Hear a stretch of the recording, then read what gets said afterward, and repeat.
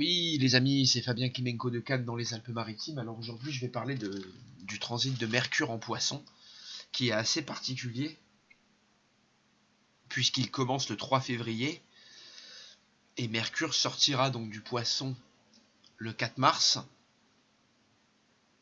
Il y refera une incursion à partir du 16, et ce, jusqu'au 11 avril. Voilà. Donc c'est vrai que Mercure va rester environ 2 mois dans le signe du Poisson. Il fera une petite réincursion en Verseau parce qu'il va rétrograder globalement du 16 février jusqu'au 10 mars. Donc ça sera la rétrogradation de Mercure, hein, du 16 février au 10 mars. J'essaierai d'en reparler dans une autre vidéo. Sachant qu'il va rétrograder donc en Poisson du 16 février au 4 mars, comme vous voyez. Du 4 au 16 mars, il va repasser en Verseau en rétrogradant. Vous voyez, plus précisément du 4 au 10 mars. Et le 10 mars, il repart en marche directe.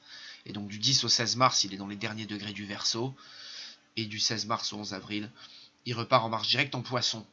Alors c'est intéressant parce que le Poisson, c'est quand même le signe des maladies, des longues hospitalisations. En analogie à la maison 12. Et c'est également le signe donc des épidémies et des diffusions d'épidémies, des pandémies. Donc c'est vrai que je pense que tout ce qui est l'épidémie du virus chinois là va être très importante. D'autant plus qu'à partir d'avril, on a Vénus qui rentre en Gémeaux jusqu'en août. Hein, c'est quand même le signe des bronches. Et c'est une maladie qui est une pneumonie et qui touche les poumons. Donc je pense que là, ces passages vont être très importants en ce qui concerne l'épidémie. Principalement la rétrogradation de Mercure en Poisson du 16 février au 4 mars, qui peut indiquer un pic, qui peut indiquer un pic de contamination, et peut-être là, avec Mercure en Verseau, de nombreux changements au niveau des transports. Hein, le Verseau, rappelez-vous, c'est le signe des inattendus, des changements brutaux, des révolutions. Et c'est vrai que le passage de Mercure en Verseau, là, entre ces deux passages de Mercure en Poisson, peut causer de nombreux blocages. Hein. On pense à la grève en France et aux contestations sociales, mais on pense aussi au réseau routier, aéroportuaire, au réseau d'échanges mondiaux qui pourraient être à certaines frontières, qui pourraient être de nouveau ouvertes ou fermées autour de ces dates. Ça, c'est une évidence.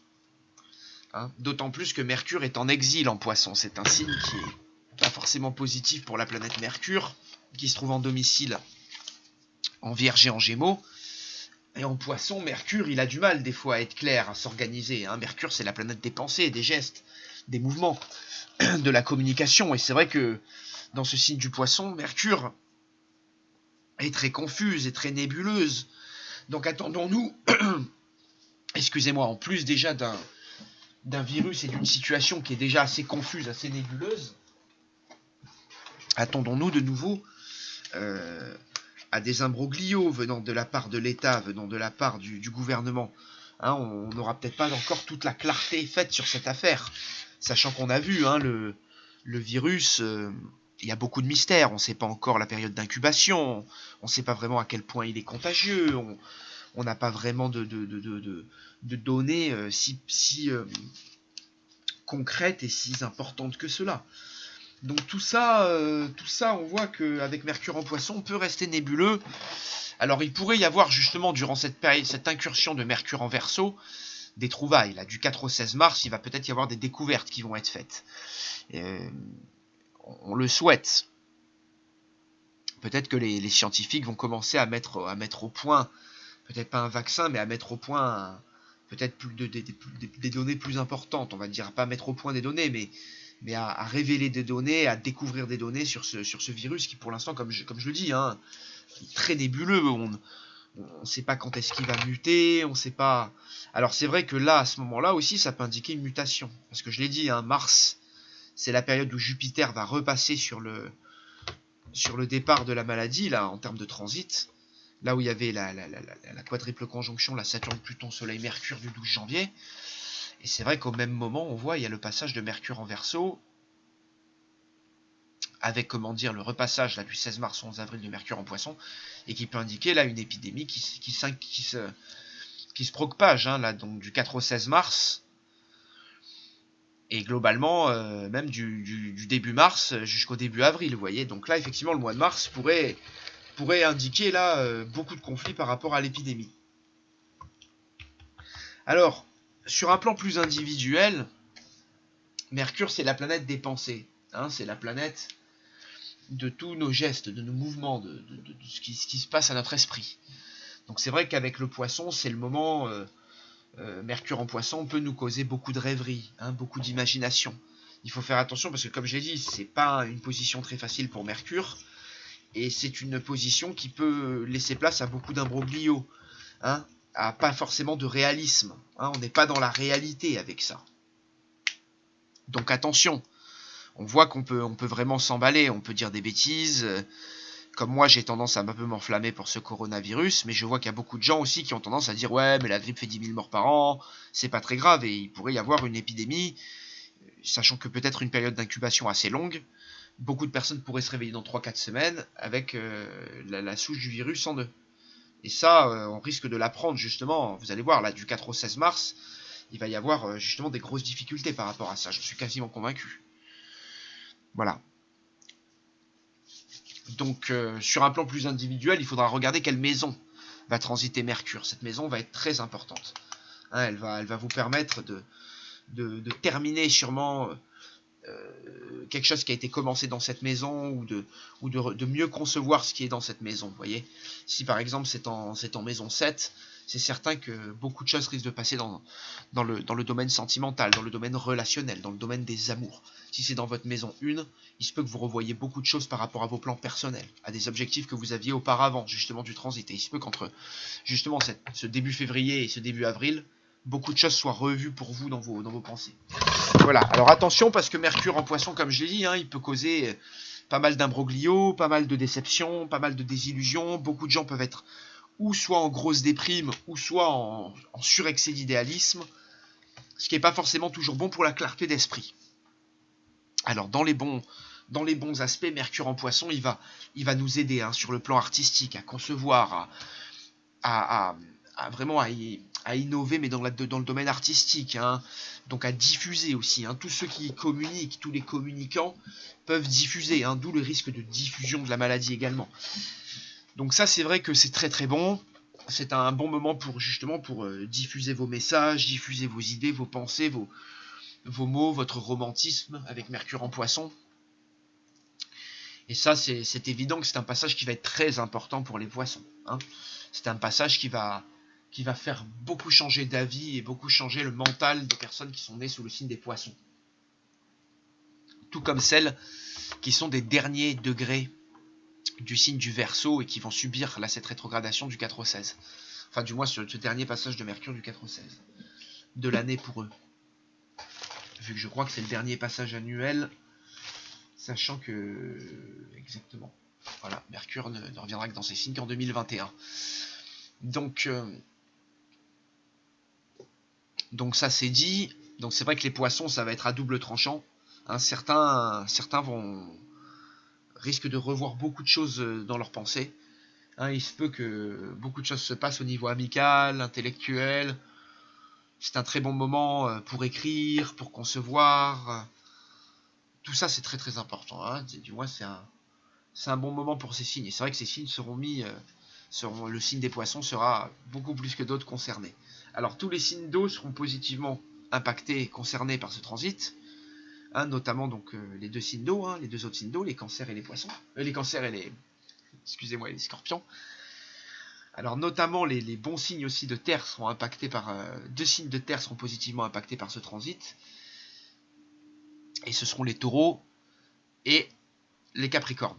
Voilà, qui sont bien placés, qui ont beaucoup de facilité dans leur signe en ce moment. Alors, en ce qui concerne les vierges, tout comme les gémeaux et les sagittaires, c'est peut-être un transit un peu difficile. Surtout sur le plan du mental, de la communication, du rapport à autrui. Hein, il se peut que ça soit une période assez difficile pour certains d'entre eux.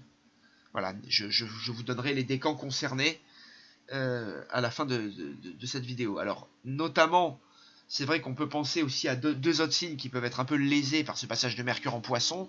Ce sont les Lions et les Balances, qui recevront le quinconce, dans une moindre mesure que les signes précédents. Hein, donc les 3 signes mutables, Gémeaux, Sagittaire et Vierge. Voilà, donc pour les autres signes, ça sera un peu plus neutre. Et évidemment, comme j'ai dit, les derniers décans des Verseaux seront concernés du 4 au 16 mars. Alors, les premiers décans de tous les signes que j'ai évoqués seront impactés donc du 3 février jusqu'au 11 février. Il faut toujours compter 1 ou 2 jours avant et après, chaque date évoquée bien sûr. Alors, premier décan, 3 février, 11 février, et du 23 février jusqu'au 4 mars. Voilà globalement les phases des premiers décans. À noter également la période du 16 mars au 27 mars. Donc voilà les 3 phases très importantes pour les premiers décans. Donc vous voyez que si vous êtes premier décan Poisson, et ben Mercure il va passer plusieurs fois sur des points sensibles de votre thème. Et tout comme les premiers décans des signes que j'ai évoqués. Alors pour les deuxièmes décans, ils seront concernés donc de tous les signes évoqués dans cette vidéo, du 11 février jusqu'au 23. Donc là, c'est le premier passage, 11 au 23 février. Et ensuite, il y a un deuxième passage du 27 mars au 4 avril. Voilà. Et pour les derniers décans, donc de ces signes, ils seront beaucoup moins impactés vu qu'il n'y a qu'un seul passage de Mercure. Donc les derniers décans seront impactés du 4 avril au 11. Voilà. C'est vrai que ça va être un peu plus facile pour les derniers décans. Alors tous ceux qui ont des points sensibles sur les 2 premiers décans, ils vont être beaucoup plus impactés. Hein. Ça c'est sûr. Ça c'est forcé. Voilà. Donc là encore une fois, regardez avec un astrologue, surtout si vous avez des voyages à faire, des déplacements. Là avec toute la propagation du virus, il se peut que ça soit décalé. Pareil, là, tout ce qui est transit, on va dire acheminer des colis, envoyer des colis, faire des échanges, tout ça pourrait être perturbé pendant les dates intéressantes qui concernent vos décans et vos signes. Donc là, encore une fois, il faudra surveiller, tout compte tenu que c'est quand même une période qui peut revoir aussi des grosses complications au niveau de la grève en France. Hein. Là, on voit que ça, c'est pas arrangé. Donc, c'est des choses que vous devriez prendre en compte, tout en sachant qu'il y a une pleine lune le 9 février et une nouvelle lune le 23. Voilà. Hein, et que le soleil va rentrer dans le signe des Poissons le 19 février. Donc tout ça sont des choses à prendre en compte et évidemment à replacer dans un contexte plus général, plus global. Maintenant, Mercure, comme je l'ai dit, il va faciliter ici votre communication, vos déplacements, si vous êtes positivement, on va dire, aspecté. Si c'est pas le cas, c'est des moments qui peuvent être un peu compliqués pour vous, quoi. Surtout si vous êtes des signes un peu qui sont les signes mutables, hein. On pense aux Poissons, Gémeaux, Vierge et Sagittaire, on pense aussi aux Lions et aux Balances dans une moindre mesure. Si vous êtes un de ces signes, vous pourriez être un peu contrecarré par Mercure. Mercure, sur des passages où il va faire des dissonances à des points natals de votre thème, il pourrait vous causer quelques problèmes dans vos déplacements, dans vos échanges avec les autres, avec vos proches, avec vos frères et sœurs, avec des amis. Il pourrait vous causer des problèmes au niveau d'examen, hein, surtout pour certains béliers aussi, hein, qui vont avoir ce passage dans leur maison solaire 12. Voilà. Il pourrait vraiment vous causer quelques soucis, au niveau des examens, au niveau des déplacements, comme je l'ai dit, des petits voyages. Hein, donc c'est vrai que attention, il faut regarder un peu qu'est-ce que maîtrise Mercure dans votre thème, dans quelle maison il passe, je l'ai déjà dit. Et là, vous verrez peut-être où va se manifester globalement ce conflit. Voilà. Écoutez, je vous remercie. J'espère que cette vidéo a pu vous éclairer. C'est un passage important de Mercure en Poisson. Là, il faut pas le négliger. Et c'est vrai que Mercure en Poisson, Vénus en Gémeaux et Mars en Bélier, là ça va être des moments assez importants, assez intéressants pour beaucoup d'entre nous, vu que ces signes vont être particulièrement concernés. Et c'est vrai que cette rétrogradation là de Mercure en Poisson, là, enfin cette long passage de Mercure en Poisson avant Vénus en Gémeaux, moi je pense que pour l'épidémie en Chine, on n'a pas fini d'en reparler, et c'est quand même quelque chose qui ne fait que commencer. Voilà. Allez, je vous remercie de votre attention et je vous dis à bientôt.